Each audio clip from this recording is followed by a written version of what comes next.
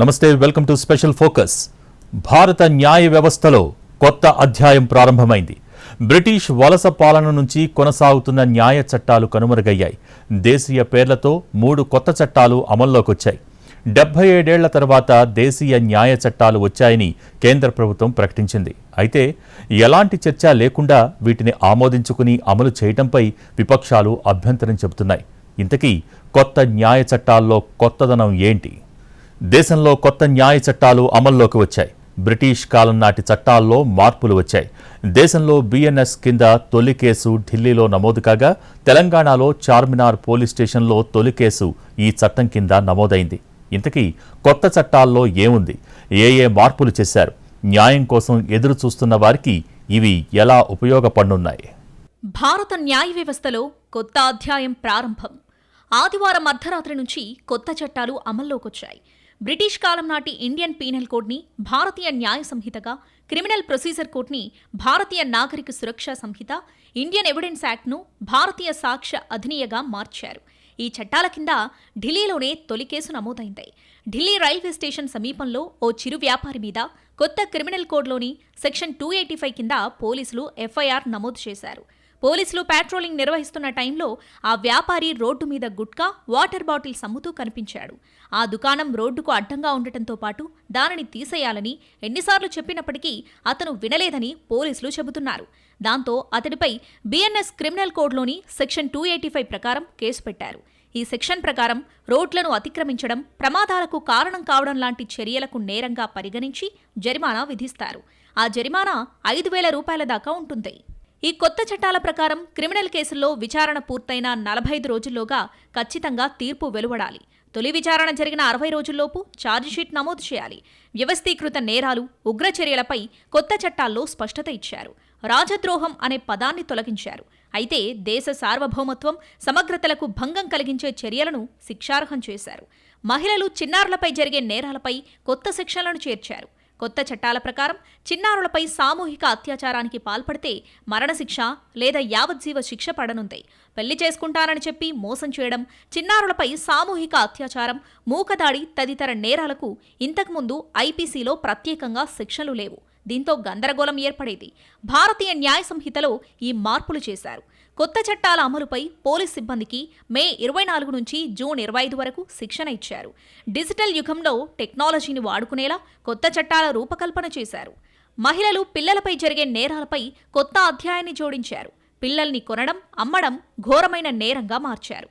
పెళ్లి చేసుకుంటానన్న తప్పుడు వాగ్దానాలతో లైంగిక సంబంధాలు పెట్టుకుని మహిళలను వదిలేయడం వంటి కేసులకు కొత్త నిబంధన పెట్టారు. మహిళలు, పిల్లలపై నేరాల్లో బాధితులకు అన్ని హాస్పిటల్లో ప్రథమ చికిత్స లేదా ఉచిత వైద్యం అందించాలి.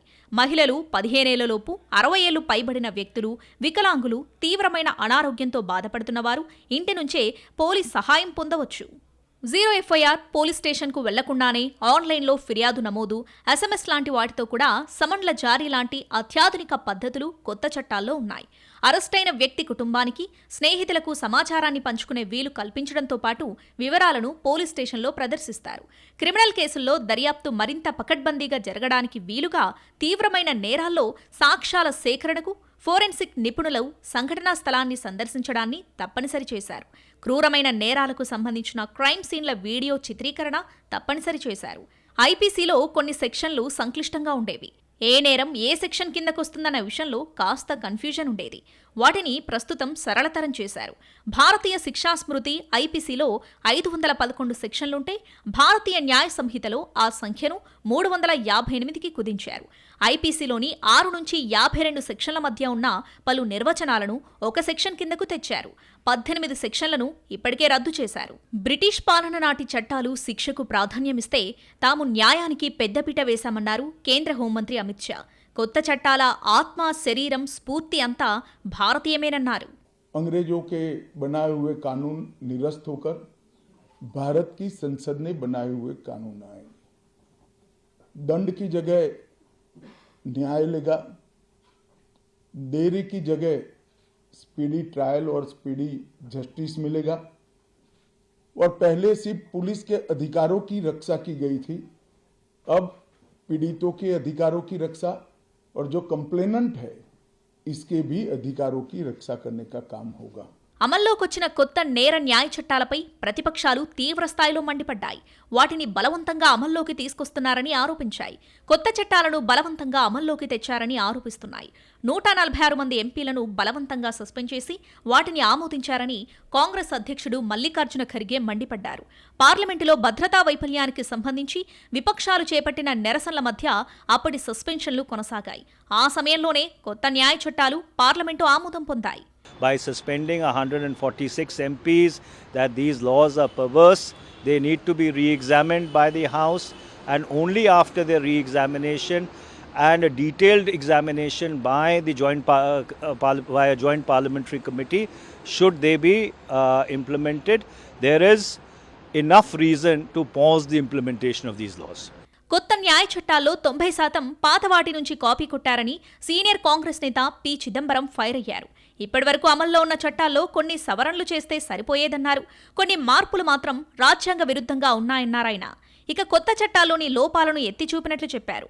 వాటిని రాజ్యాంగబద్ధంగా అమలు చేసేందుకు దీర్ఘకాలంలో ఇంకా చాలా మార్పులు చేయాల్సి రావచ్చని తెలిపారు. కులం, మతం వంటి కారణాలతో సామూహిక దాడులు, హత్యకు పాల్పడితే ఐపీసీ ప్రకారం 7 ఏళ్ల శిక్ష పడుతుంది. దీన్నిప్పుడు యావజ్జీవంగా మార్చారు. నకిలీ నోట్ల తయారీ, వాటి స్మగ్లింగ్ ఉగ్రవాదం పరిధిలోకి వస్తుంది. విదేశాల్లో మన ఆస్తుల ధ్వంసాన్ని ఉగ్రవాదంగా నిర్వచించారు. డిమాండ్ల సాధనకు వ్యక్తులను బంధించడం, కిడ్నాప్ చేయడాన్ని ఉగ్రవాదం పరిధిలోకి చేర్చారు. కొత్త న్యాయ చట్టాలతో సామాన్యులకు కలిగే వెసులుబాట్లేంటి? వీటితో సత్వర న్యాయం సాకారమవుతుందా? కొత్త చట్టాల ప్రత్యేకత ఏంటి? వాటి మూలంగా నేర న్యాయ వ్యవస్థలో ఎలాంటి మార్పులు రాబోతున్నాయి? Justice delayed is justice denied అని కొందరంటారు. Justice hurried is justice buried అంటారు మరికొందరు. ఈ రెండు వాదనల మధ్య సమదూరం పాటిస్తూ న్యాయాన్ని అందించడమే అసలు లక్ష్యం. మన దేశంలో క్రిమినల్ కేసుల పరిష్కారానికి 1860 నాటి భారత శిక్షాస్మృతి, 1872 నాటి భారత సాక్ష్యాధారాల చట్టం, 1973 నాటి భారత నేర శిక్షాస్మృతి ఇప్పటి వరకు ప్రాతిపదికగా ఉన్నాయి. స్వాతంత్ర్యానికి ముందు తెచ్చిన ఈ చట్టాల లక్ష్యం ఏంటో అందరికీ తెలుసు. మన పౌరులను తమ గుప్పిట్లోకి ఉంచుకోవడమే లక్ష్యంగా వీటిని రూపొందించారు తప్ప మన పౌరులకు పూర్తి న్యాయం చేయడానికి ఉద్దేశించినవి కావనే వాదనలున్నాయి. నేరస్తులను శిక్షించి పౌరులను రక్షించాల్సిన ఆ చట్టాలు సామాన్యులను వేధించే సాధనాలుగా తయారయ్యాయని విమర్శలు పెరిగాయి. ఎన్నో ఏళ్లుగా వీటిలో మార్పులు చేర్పులు తీసుకురావాలనే వాదనలున్నా కార్యరూపం దాల్చలేదు. 2020లో క్రిమినల్ చట్టాల సంస్కరణల సంఘాన్ని నెలకొల్పారు.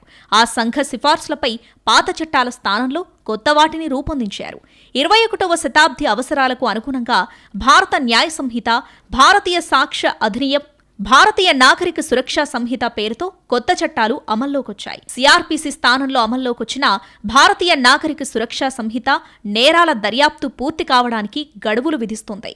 7 ఏళ్లు అంతకు మించి శిక్షలు పడే నేరాలకు సంబంధించి ఫోరెన్సిక్ నిపుణులు నేరస్థలంలో సాక్ష్యాధారాలు సేకరించాలి. 173వ సెక్షన్ నేరాల దర్యాప్తు, విచారణలకు డిజిటల్ పద్ధతులను అనుమతిస్తుంది. దీని ద్వారా వీలైనంత తొందరగా న్యాయం లభించేందుకు వీలు కల్పిస్తుంది. ఈ సంహిత జీరో ఎఫ్ఐఆర్ అనే విప్లవాత్మక పద్ధతిని అమల్లోకి తెస్తుంది. ఇన్నాళ్ళు ఒక కేసు నమోదు చేయాలంటే తమ పరిధి కాదు అంటూ పోలీసులు చెప్పేవారు. ఇక నుంచి ఆ పద్ధతి మారనుంది.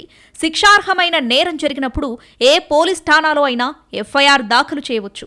దాన్ని 15 రోజుల్లోగా నేరస్థలంలోని పోలీస్ స్టేషన్కు బదిలీ చేయాలని 173వ సెక్షన్ నిర్దేశిస్తుంది. నేరాలు, నేరస్తుల ట్రాకింగ్ వ్యవస్థ సైతం అమల్లోకి రానుంది. భారతీయ సాక్ష్య అధినియం 1872 నాటి సాక్ష్యాధారాల చట్టం స్థానంలో అమలవుతుంది. ఈ డిజిటల్ యుగానికి తగినట్టు ఎలక్ట్రానిక్ సాక్ష్యాలను అది అనుమతిస్తుంది.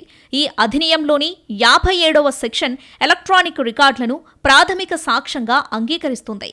మౌఖిక సాక్ష్యాన్ని ఎలక్ట్రానిక్ పద్ధతిలో సమర్పించడాన్ని అనుమతిస్తుంది. న్యాయం జరగాలంటే అన్ని నేరాలను ఒకే ఘాటున కట్టే పద్ధతి ఉండకూడదు. చిన్న నేరాలను, తీవ్రమైన ఘోరాలను ఒకే ఘాటున కట్టే పద్ధతి కొత్త చట్టాల వల్ల మారుతుందని సిజేఐ జస్టిస్ చంద్రచూడ్ ఆశాభావం వ్యక్తం చేశారు. న్యాయ సాధన మార్గంలో అంతర్జాతీయ ఒప్పందాలను గౌరవించాల్సిన బాధ్యత మనపై ఉంది. కింది కోర్టు నుంచి సుప్రీంకోర్టు వరకు అపరిష్కృత కేసులు కొండల్లా పేరుకుపోవడం సత్వర న్యాయాన్ని అసాధ్యం చేస్తుంది. దేశంలో ఖాళీగా ఉన్న న్యాయమూర్తుల పదవులను భర్తీ చేయడంతో పాటు అపరిష్కృత కేసుల పరిష్కారానికి ప్రభుత్వం ప్రాధాన్యమివ్వాలి. కేసులు వేగంగా పరిష్కారం కాకపోవడం వల్ల విచారణ ఖైదీల సంఖ్య పెరిగిపోతుంది. దేశంలోని మొత్తం ఖైదీల్లో 67.2% విచారణ పూర్తి కావడానికి సుదీర్ఘంగా నిరీక్షించాల్సొస్తుంది. వేగంగా విచారణ జరగాలంటే కోర్టుల్లో మౌలిక వసతుల కొరతను తీర్చాలి. సుశిక్షిత ఫోరెన్సిక్ సిబ్బందిని తయారు చేసుకోవాలి. వ్యవస్థలో పేరుకుపోయిన ఇలాంటి లోపాలను తొలగించడానికి కొత్త చట్టాలు తోడ్పడాలని న్యాయ నిపుణులు కోరుతున్నారు. కొత్త చట్టాలలో కొన్ని చిక్కుముడులున్నాయి.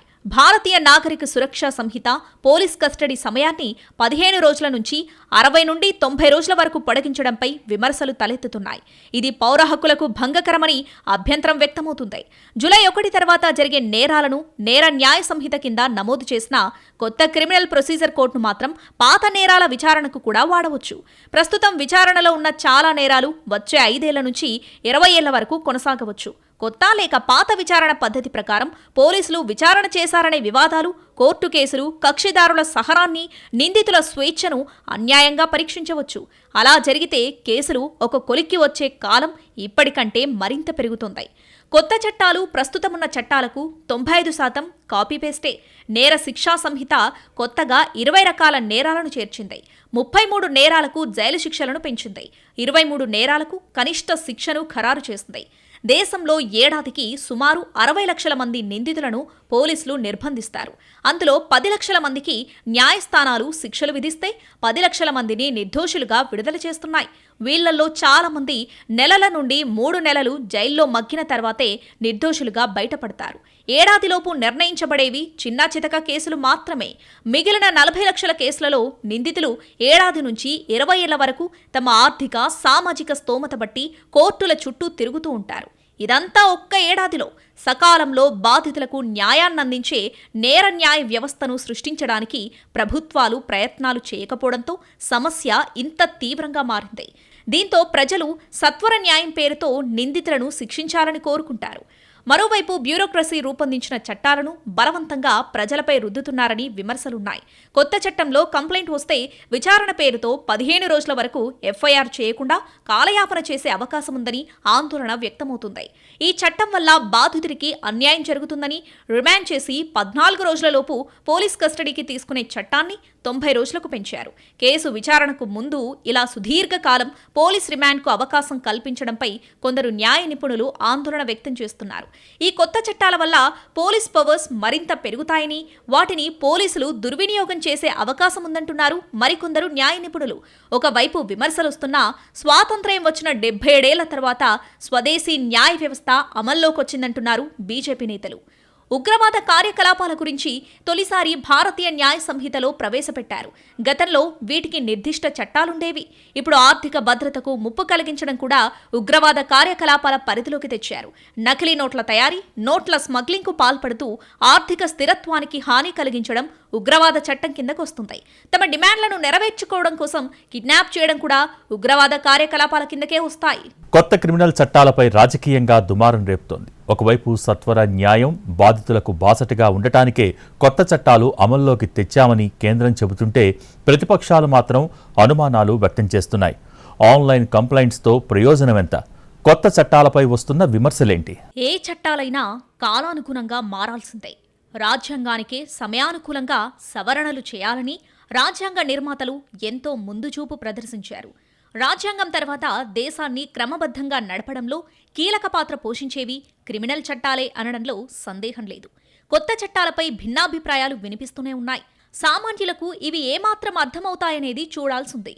పాత చట్టాలు స్థిరపడటానికి చాలా సమయం పట్టిందని, ప్రతి సెక్షన్ మీద కోర్టులు వివరంగా భాష్యం చెప్పడంతో చాలా వరకు అవి స్థిరపడ్డాయనే వాదన ఉంది. కానీ కొత్త చట్టాలు అలా స్థిరపడాలంటే చాలా సమయం, ఏళ్లు పడుతుందని, అప్పటిదాకా లాయర్లు, జడ్జీలకు అదనపు భారం తప్పదనే అభిప్రాయాలున్నాయి. చట్టాలు మారిస్తే అవి సరళంగా మారాలి కానీ సంక్లిష్టమైన రూపు తీసుకుంటే ఉపయోగమేముందనేది మరో ప్రశ్న. ప్రస్తుతం ఐపీసీ ప్రకారం మానసిక రోగులకు శిక్ష నుంచి మినహాయింపు ఉంటుంది. ఇండియన్ జ్యుడిషియల్ కోడ్లో మునుపు దీన్ని మానసిక అనారోగ్యంగా పేర్కొన్నారు. ఇప్పుడు మానసిక స్థితి సరిగ్గా లేకపోవడం అనే పదాన్ని మళ్లీ తీసుకొచ్చారు. భారతీయ నాగరిక సురక్షా సంహితలో సామాజిక సేవను చేర్చారు. సామాజిక సేవను శిక్షగా విధించడం అనేది సమాజానికి మేలు చేసే శిక్ష అని అందులో పేర్కొన్నారు. ఇందులో నేరస్తులకు ఎలాంటి పారితోషికం ఉండదు. చిన్న చిన్న దొంగతనాలు, మద్యం తాగి ఇతరులకు ఇబ్బంది కలిగించడం, ఇంకా ఇతర అనేక నేరాలకు శిక్షగా ఈ బిల్లులో సామాజిక సేవను ప్రవేశపెట్టారు. గతంలో అత్యాచారం, హత్యలు చేసినా ఉగ్రవాదానికి పాల్పడిన నిందితుల్లో భయం ఉండేది కాదు. చట్టాల్లో కొన్ని లిటిగేషన్లను అడ్డుపెట్టుకుని కొన్నేళ్లలో బయటకు రావచ్చనే ధీమా వారిలో ఉండేది. అయితే ఇక ఇలాంటి నేరాలకు ఇప్పుడు కఠినమైన శిక్షలు పడనున్నాయి. సిండికేట్ సంబంధిత చట్టవిరుద్ధ కార్యకలాపాలు ఇప్పుడు శిక్షార్హమైనవి. గతంలో క్రిమినల్ ప్రొసీజర్ కోడ్ 1895ని తొలగించి ప్రభుత్వం కొత్త చట్టం క్రిమినల్ ప్రొసీజర్ కోడ్ 1973ని అమల్లోకి తెచ్చింది. పాత క్రిమినల్ ప్రొసీజర్ కోడ్ 1898ని ఏజెన్సీ ప్రాంతాల్లో కొనసాగించింది.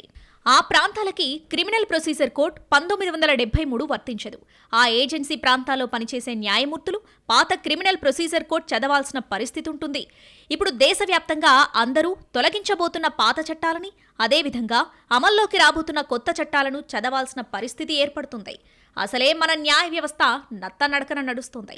పెండింగ్ కేసుల భారం ఎంతుందో ప్రత్యేకంగా చెప్పక్కర్లేదు. ఒక్కసారి కేసు వేస్తే అది కొన్ని తరాల దాకా తేలదనే సెటైర్లు ఉండనే ఉన్నాయి.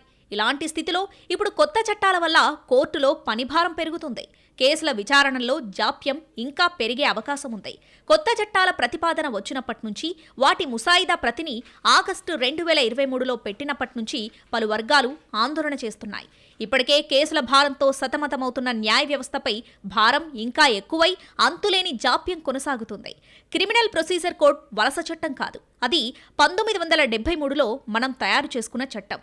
ఏప్రిల్ 1, 1973 నుంచి అమల్లోకొచ్చిన చట్టం. ఇందులో అవసరమైన నిబంధనలను చేరిస్తే సరిపోయేది. అలా చేయకుండా చట్టాన్ని మొత్తంగా మార్చేశారనే చర్చ కూడా జరుగుతుంది. వలస చట్టాలుగా పేర్కొన్న ఇండియన్ పీనల్ కోడ్లో కూడా పెద్దగా మార్పులేమీ చేయలేదు. రాజ్యాంగానికి అవసరమైన కొన్ని కొత్త నిబంధనలను చేర్చారు. అవి కూడా ప్రజలను అణిచివేసేవే అనేది నిపుణుల వాదన. భారతీయ సాక్ష్యాధారాల చట్టంలో చేసిన మార్పులు తక్కువే అంటున్నారు. ఈ మాత్రం దానికి కొత్త చట్టాలు అవసరమా అనే ప్రశ్నలు దూసుకొస్తున్నాయి. పాత వాటి పేర్లు మార్చేసి సంతృప్తి చెందితే సరిపోయేది కదా అనే అభిప్రాయాలున్నాయి. అయితే కొత్తగా ఏ మార్పు వచ్చినా అభ్యంతరాలు సహజమే అంటుంది కేంద్రం. ఒకసారి కొత్త చట్టాలు అమలయ్యాకే అవి ఎలా పనిచేస్తాయో తెలుస్తుందని వాదిస్తుంది.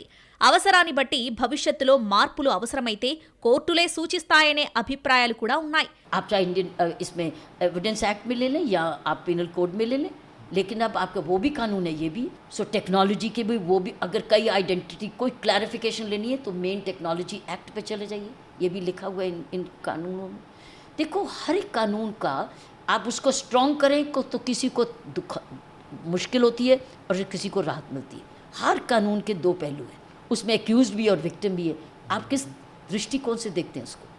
और पुलिस की अकाउंटेबिलिटी तो बढ़ गई, क्योंकि जितनी आप खोलते जाएंगे सिस्टम को उतना वो सिस्टम खुद बोलेगा. కొత్త క్రిమినల్ చట్టాల కోసం 40 లక్షల మంది క్షేత్రస్థాయి అధికారులకు శిక్షణ ఇచ్చింది కేంద్ర హోంశాఖ. 3 కొత్త చట్టాలపై 5.65 లక్షల మంది పోలీసులు, జైల్, ఫోరెన్సిక్, జ్యుడిషియల్, ప్రాసిక్యూషన్ అధికారులకు శిక్షణ ఇచ్చారు.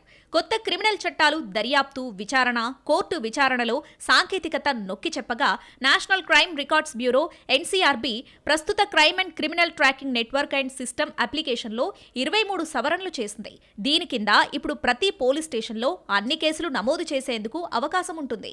ఎన్సీఆర్బీ కొత్త వ్యవస్థ కోసం రాష్ట్రాలు, కేంద్రపాలిత ప్రాంతాలకు సాంకేతిక సహాయాన్ని సైతం అందిస్తుంది. కొత్త క్రిమినల్ చట్టాల అమల్లో రాష్ట్రం, కేంద్రపాలిత ప్రాంతాలకు నిరంతరం సహాయం చేయడానికి ఇది 36 సహాయక బృందాలు, కాల్ సెంటర్లను ఏర్పాటు చేసింది. Bureau of police research and development సామర్థ్యం పెంపుదల కోసం శిక్షణా మాడ్యూల్స్ను రూపొందించింది. కొత్త చట్టాల మంచి చెడులపై కావలసినంత చర్చ జరుగుతోంది. కానీ ఇదే చర్చ బిల్లులు చట్టరూపం దాల్చడానికి ముందు జరిగుంటే బాగుండేదనే అభిప్రాయాలు వస్తున్నాయి. దేశ ప్రజలపై విస్తృత ప్రభావం చూపే కీలక చట్టాల్ని హడావిడిగా అమలు చేయడం సరైన పని కాదనే వాదన గట్టిగా వినిపిస్తుంది. కేంద్రం ఉద్దేశం ఎలా ఉన్నా అనుమానాలు వచ్చినప్పుడు కాస్త సమయం తీసుకుని అభ్యంతరాలు నివృత్తి చేస్తే తప్పేముందని ప్రశ్నిస్తున్నారు నిపుణులు. న్యాయం జరిగినట్టు అనిపించడం కాదు, కనిపించాలని న్యాయ వ్యవస్థలో నానుడుంది. అదేవిధంగా కొత్త చట్టాలతో మేలు జరుగుతుందని మొదట పార్లమెంటును కేంద్రం కన్విన్స్ చేసి ఉండాల్సిందనే అభిప్రాయాలున్నాయి. కేంద్రం మొండిగా ముందుకెళ్తుందనే అభిప్రాయం కలగడం మంచిది కాదంటున్నారు విశ్లేషకులు. కానీ ఇప్పటికే కావలసినంత చర్చ జరిగాకే కొత్త చట్టాలొచ్చాయని కేంద్రం గుర్తు చేస్తుంది.